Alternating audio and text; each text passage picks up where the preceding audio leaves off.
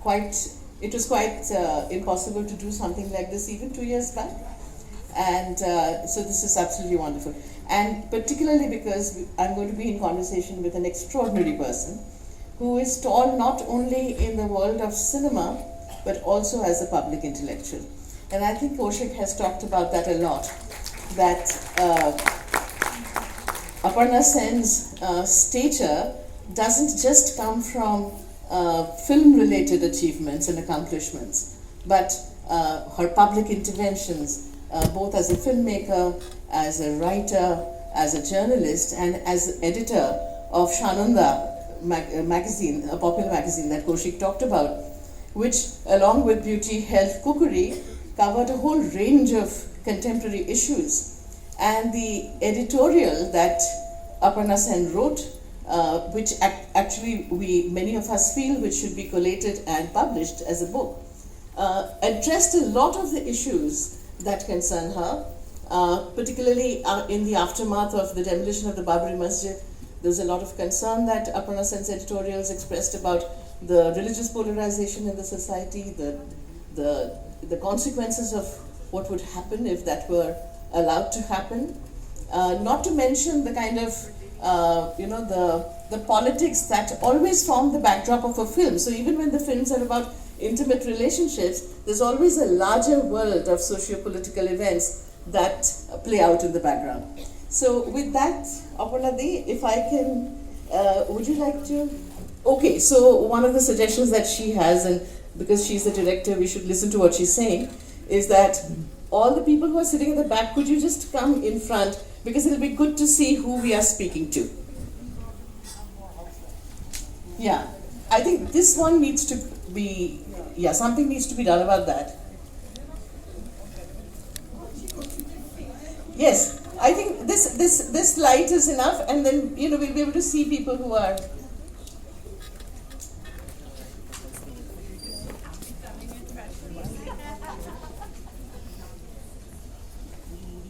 So by asking you, since this is the film that we've just seen, that what were the origins of this film? When did you decide to make this? Because there's a novel by Tagore, there is a film by Satyajit Ray, and how and why did you decide to make this film?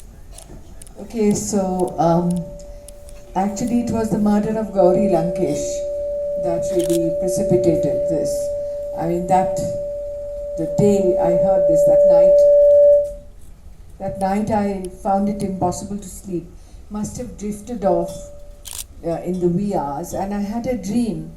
I had a dream that I was making a contemporary version of Rabindranath Tagore's Home in the World, and it was a first-time filmmaker who was also a huge fan of Satyajit Ray's who was making this film. Now, of course, I am a fan of Satyajit Ray's, but I'm not a first-time filmmaker. But then again, I am a first-time filmmaker because every time I make a film, it seems like I'm making it for the first time. So that's how it really started, and you will have noticed the similarities to Gauri Lankesh, particularly at the end. Just a question that how did you respond to Satyajit Ray's GHARE, and how did you make yours different? Well, Satyajit Ray's GHARE was made in 1984, and it was made really, it was quite, it followed the original, quite faithfully followed the original. That's Tagore's novel. Tagore's novel was set, I think, sometime in 1916, something like that. I hope I'm not wrong.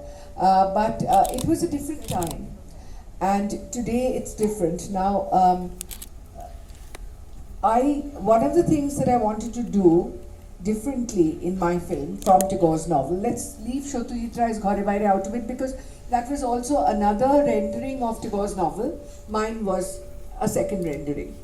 So what I felt was that Tagore had said in his novel that Shondeep and Nikhilesh were very good friends, which is why Shondeep could come and stay in Nikhilesh's house. If you're not a very good friend, you can't. But nowhere in the novel did he think it important to actually show the origins of that friendship. Now, a film and a novel are different. One is literature, the other is cinema. So in a film, you can't just have reportage. I felt that I have to show this friendship. So this is what I wanted to film in JNU, and I wasn't allowed. I wrote several letters. I still have those copies. And finally, I filmed it in modern school in Barakamba Road, which was very similar. You know, the architecture is very similar. The Also, I just wanted to say something. That Bimola was different. In Tagore's time, at that time there was still the Andur Mahal of the Zanana, where women were in the interior part of the household. But today you can't have that. So, which is why I made Bimola different. I made her Brinda, and I'll get into that later. Yeah, I was just going to say that when it was announced that Satyajit Ray was going to be GHARE BAIRE, we all assumed that you would be Bimola, and was dreadfully disappointed when you weren't. I'm So sure was there I. are many people here who would kind of recognize that. I was disappointed too, because he told me that I was going to play Bimola. And then he found Shati Lekha. So that was that. But Shati Lekha could sing, she could play the piano, she was a stage actress. So yeah, I think he had seen her in an adaptation of the Caucasian Chalk Circle. And that's how he picked on her. Okay. One of the interesting things about, I mean, this comparison is not really correct, but I'm still making it that in Satyajit Ray's GHARE BAIRE, Shondip is pretty much a villain. And even in your film, from what we know about you, your politics is closer to that of Nikhilesh than of Shondip. But at the same time, Shondip says a number of things that you would believe in. So tell us a little bit about how you conceived Shondip. Okay, so I think first of all that even if I don't believe in the politics of the, for convenience, let's call him anti-hero, just for convenience. Even if I don't believe in the politics of my adversary, say, there is no reason to intellectually underestimate him. And I believe that there are many people in ideologies that I don't contribute to, I don't believe in, who are intellectual giants, in fact, some of them. But it is what they have chosen to do with their intellect and how to apply it, which is, for me, objectionable. So, but I don't see any reason, unless your adversary is strong and somebody you can look up to and respect, even if you don't agree with him or her, how can you pit him as an adversary to the hero? So to that end, what did you make him do? Okay. I have my favorite sequences, but Okay, I'll hear tell you. yours. Yeah. One of the things that you've just freshly seen the film. So one of the things what's wrong with this? You can. But it's okay. Well, you'll have a bad mind.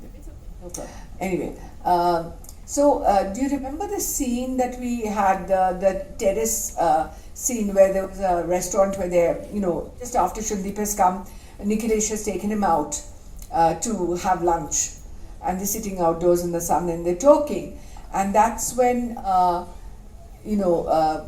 one point Shondip says that it is, if you love the people of your country, you have to love them despite all their faults, despite their vulnerabilities, despite their superstitions even. And if you don't love them that much, how can you serve them? Now this is directly, well, it's not directly, I mean, it's not the exact words, but this is what is said in Rabindranath's other novel, Gora, which I thought would be a wonderful novel actually to film. I haven't got around to doing that because it's very difficult. But I did borrow the kind of thought processes that Gora would go through, and put them into Shondip's mouth, so to speak. I also felt that Shondip was a very complex person. I made him a very complex person. He was an atheist. He had joined the Maoist movement, or Naxalite movement, whatever you like to call it. And he was a very active, sort of in party politics while in college. But afterwards, then he also still remains in politics, but he becomes a different kind. I mean, he's no longer a leftist politician, So he goes to the other extreme, actually. Okay. My last question about GHARE BAIRE AAJ, and then I'll ask everybody else to speak. How do you imagine Bimola? Well, this is what I was saying, that because you don't have the Zanana anymore, the Andar Mahal, so Bimola had to be somebody who would have the same vulnerabilities as a woman from the Zanana, which Bimola was. Bimola hadn't met anyone, she was shy, she was reticent in the beginning. So here I made her a girl from a different class. She was actually a Dalit, but apart from being a Dalit, I'm not only talking about caste politics. Here, in terms of class, in the sense of economic divisions of class, she was very poor and she got adopted by a family who were very affluent. So when she comes into that family, she is then put into a boarding school for girls. And I've had a daughter who went to a boarding school for girls. I know what boarding schools for girls are, how strictly disciplinarian they were. So I don't imagine that she had any opportunity of really getting to know the outside world. Then when she comes back here, then she's adopted by the family and she's sent away to, as I said, a boarding school, and then later she goes to Lady Shri Ram. In Lady Shri Ram, I'm sure there are many women who are pretty sort of open-minded and independent and forward-thinking and so on. But in the case of this particular girl, she already had this vulnerability of feeling insecure and vulnerable, socially vulnerable, because she came here when she was about 8 or 9 years old. So she would remember what happened with her and her parents and what kind of life they had earlier on. So, all that would add to her vulnerability, and therefore I don't imagine that she was very socially sort of gregarious. Not at all. I don't think so. Which is why, and she's very young, she's much younger than Nikhilesh and Sandeep and all those people. So when she meets Sandeep, she is carried away by his flamboyance and so on. And I mean, otherwise, it seems to me that Bimola or Brinda would not be naive enough to trust this person so much. She would have to be sort of innocent and unexposed to a large extent. Okay. Ghosh, you have a smile on your face. You want to say something? All right. Maybe we can start a larger discussion here, and then of course.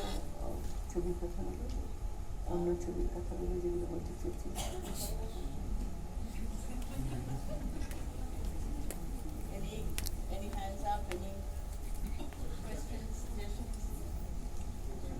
If I'm missing out on something, these are questions. Oh. Okay, so this is the system you have.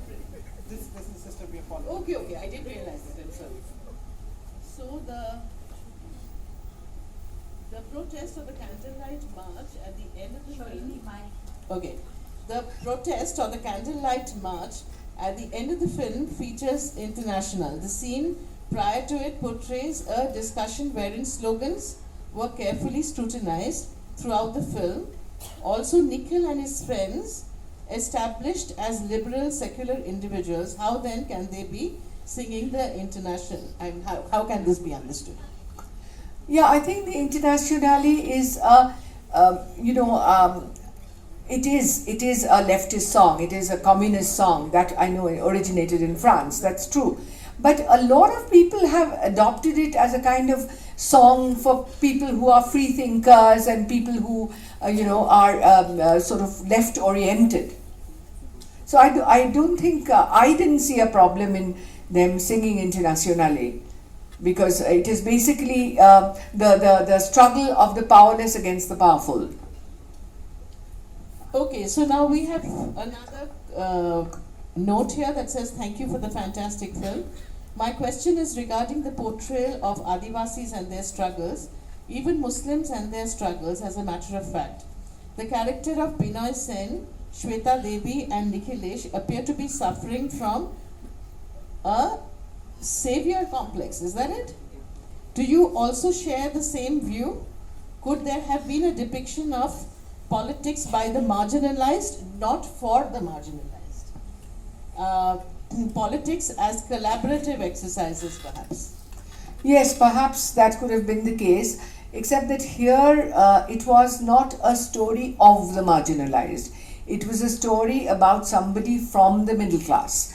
As far as Binoy Sen was concerned, I felt that he was not doing it for anybody. He was a doctor and he was practicing his medicine in remote areas where people didn't have access to medicine.